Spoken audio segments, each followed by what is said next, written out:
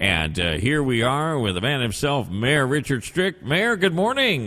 Hey, good morning, Monty, and good morning to our listeners. It's great to have you along with us here at what I call the cozy room. This is where we got the heat going and everything's nice and warm, which is definitely an improvement from the cold winter weather that we've been having out there, as you may know. And you have brought along another guest here, Terry Miller. We're going to let him introduce himself. All right. Good morning. Good morning, Huntington. This is Terry Miller. I'm a Huntington County Councilman, and just born and raised in Huntington County, trying to do good things for Huntington County. All right. So we'll start off with you, Mayor. Maybe some of the things that are going on right now, and some of the things you want to focus on this morning's get together. So let's talk a little bit about that. Well, that's great, Monty. One of the things I wanted to make sure that we did with these broadcasts is a chance to just widen the conversation. The reality is that every successful city is part of a successful county, and vice versa. When we work together, we're able to get a lot more done for our residents and taxpayers than if we're not working together on things. And so that's why I'm glad to have Terry with us this morning, so we can talk a little bit more about the efforts that are going on both within city limits and then throughout the entire county as we help folks overcome addiction and also deal with the difficulties and pain and hardships that come from that. Well, absolutely. So we'll let Terry step up to the microphone here. And Terry, let's let you have the floor and tell us a little bit about what's going on with you and some of your programs. Thank you, Mayor.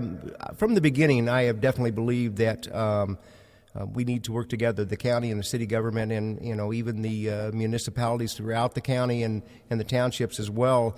It's a team effort. It really is.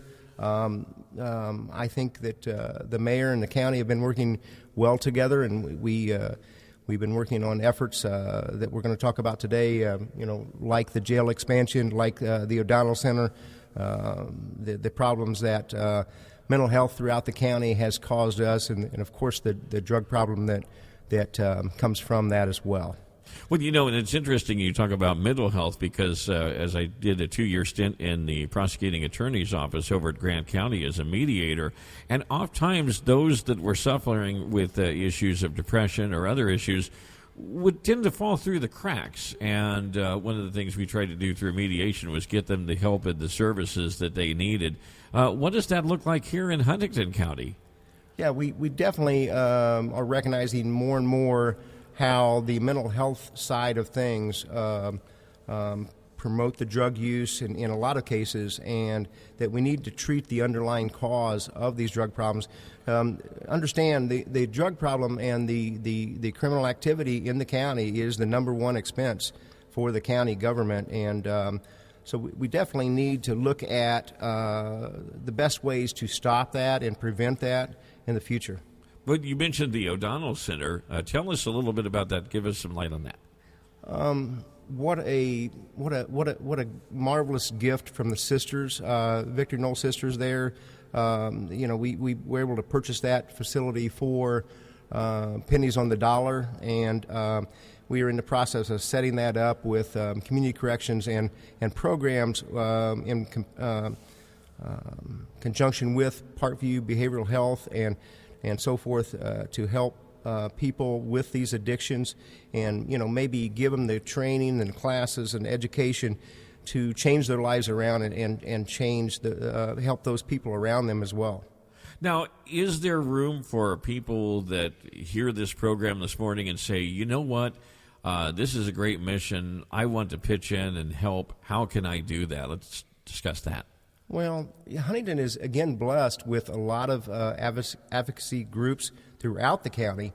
There's definitely ways to help, and one of them is just be aware of your surroundings and the people that are in your life to see if they need help, see if they need to be talked to, and suggest that they go out and get some help before it gets bad in the first place. So that's the way they can help. There's definitely groups throughout Huntington County. We're blessed with a number of those, helping organizations that will help before they get to an Odonnell Center, before they get to a criminal activity. Yes, and that's always what we want to do is preventative maintenance, really, because that's what it's all about. And if we recognize that there are other problems, then we can address those problems before they get too out of hand. And I'm sure that's the mission of everyone, both city and county. Yes, with the near completion of our jail expansion, I recognized early on in my political career that we needed to do something different. We are incarcerating people and at a high rate, and a lot of these people are either direct drug violations or criminal activity that comes from that drug activity. And in the present jail, the old jail was farly over capacity, and so we were doing our best, but people were, bunking on the floor. We didn't have the room to help people.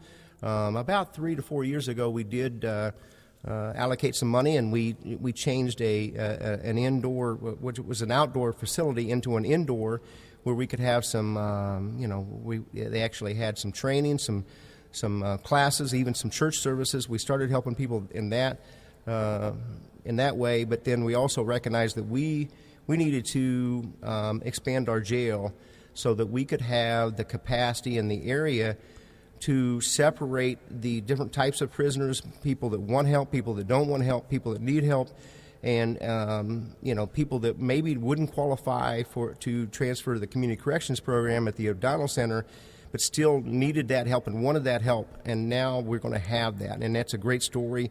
People looked at that story in the news and said, well, why is it a good thing for Huntington County to have this jail expansion? Well, the good thing comes in from the safety of the prisoners, the safety of the sheriff deputies and jailers, and then being able to have these classes and facilitate some learning and some structure in their life, so that when they are released, they have some purpose and meaning to life.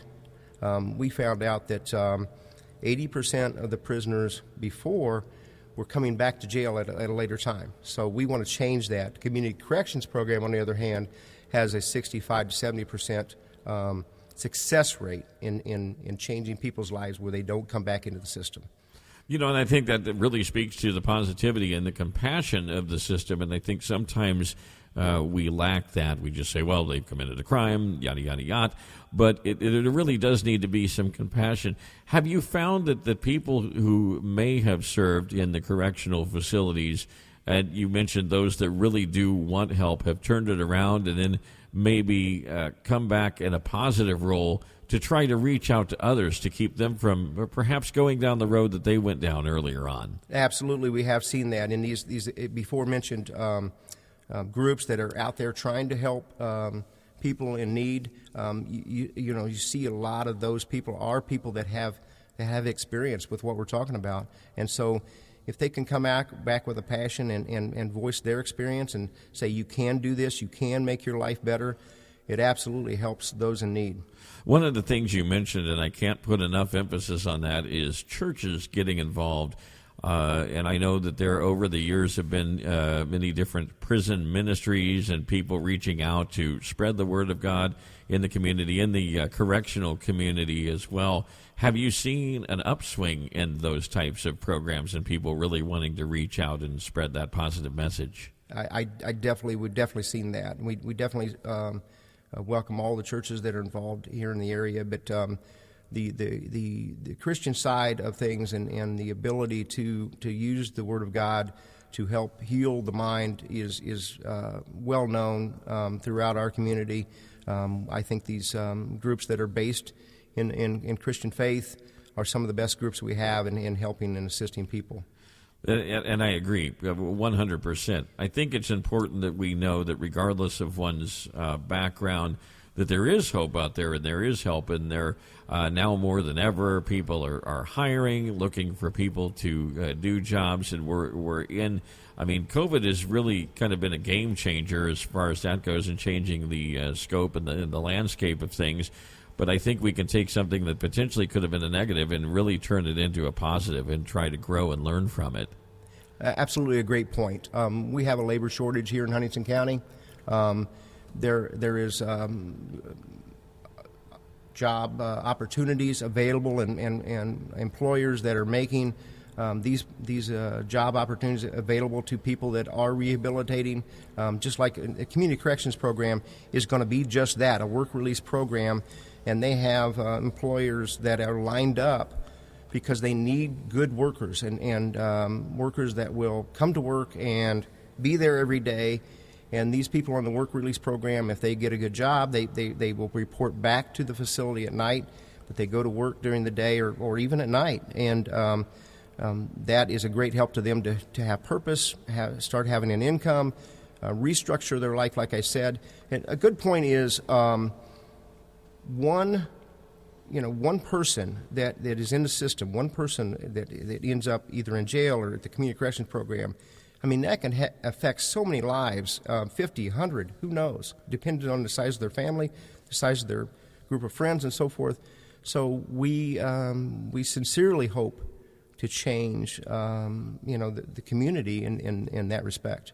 That is absolutely an amazing thing that you're doing. And if they want to find out more information, because I'm sure we could go on for an indefinite period of time talking about all the different aspects of this, how do they go about acquiring that information for those that are really seeking it? Reach out to one of your local officials. One of the misnomers as I came into office was that your officials you're not in touch with, and the communication is not there. We're doing everything we can to improve that communication. I believe I see the mayor here shaking his head. We're working on new websites and new methods to be able to more easy reach out and volunteer and get involved. So you pick up a paper, you can as a matter of fact, you can Google my name and I will take your call. Okay, my phone number, my cell number will come up. I know I shouldn't say that. My wife is probably cringing. Uh-oh. But that's the truth. I love to promote Huntington County. I'm born and raised here, and I truly have a passion to make it better. Well, I agree with you, and we've seen so many changes over the years, and hopefully we're really going to, I guess the word I'm looking for is revitalize the community. And the mayor and I have talked about that on past programs, and you're speaking to that same thing, which really says that it's not just a city thing, but a county-wide thing in all the outlying areas. Wonderful stuff that's going on. So they can Google you, get your phone number, call, and say, hey, I really believe in what you're doing. I want to step up. I want to volunteer or do anything that I can to help out with this program. And obviously don't forget about watching out for your friends and family and just looking for signs that they may need help or may need an encouragement, a voice of encouragement or more. So, yes, I very much ask every citizen out there to do that. That is fantastic. Terry, I applaud your efforts and applaud what you're doing, and I'm wishing you the very best with the Odonnell Center. Now, when is that going to come online? Is there a predicted target start date for that? Well, it's in progress. It's coming online as we speak. All right. There's a lot of good things happening out there. There's a 911 center that is being transferred to the basement of that facility.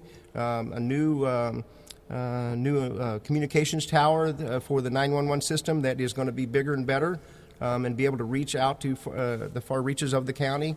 The Parkview is on their way in that to start up their help there, so that if somebody comes into the community corrections and says, hey, I need to talk to somebody, they can walk them right next door, and that's going to happen. It's a great success story, which I might add was a great effort from everybody involved. The city, the county was everybody. The county officials should be proud. We all work together on that. Well, we certainly are. Mayor, anything that you want to address or add to that as we come to the closing moments of our time here together this morning?